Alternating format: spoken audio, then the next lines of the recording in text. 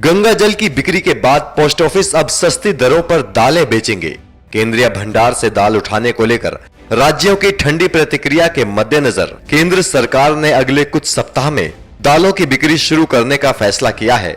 उपभोक्ता मामलों के सचिव हेम पांडे ने कहा, पोस्टल डिपार्टमेंट से हमारी बात हो चुकी है, वो इसे शुरू करने को लेकर उत्सुक हैं। अभी हम कुछ पोस्ट ऑफिसों से सस्ती दरों पर चना दाल बेचना शुरू करेंगे क्योंकि ये अब भी महंगी बिक रही है।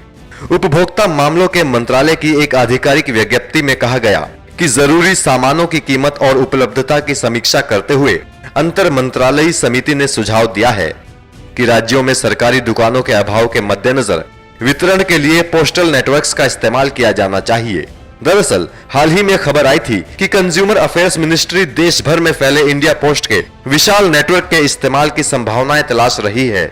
कंज्यूमर्स अफेयर्स सेक्रेटरी ने कहा कि अगले कुछ दिन इस पर काम किया जाएगा कि पोस्ट ऑफिसों में दाल के पैकेट कैसे उपलब्ध कराए जा सकते हैं। उन्होंने कहा, हम पता करेंगे कि क्या हमारे लोग ऐसा कर सकते हैं। एक एजेंसी NCCF यानी national cooperative consumer federation of India mobile van से पूरी दिल्ली में दाल बेच रही है।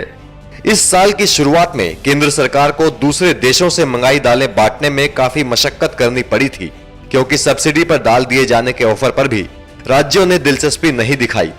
इस साल 1.5 लाख टन से ज्यादा दाल का बफर स्टॉक तैयार है, जिससे केंद्र सरकार विभिन्न सरकारी दुकानों से बिक्री को लेकर आश्वस्त है।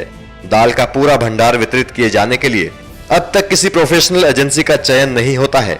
जब तक किसी प्रोफेशनल एजेंसी का चयन नहीं होता है, तब तक यही व्यवस्था लागू रहने की संभावना है।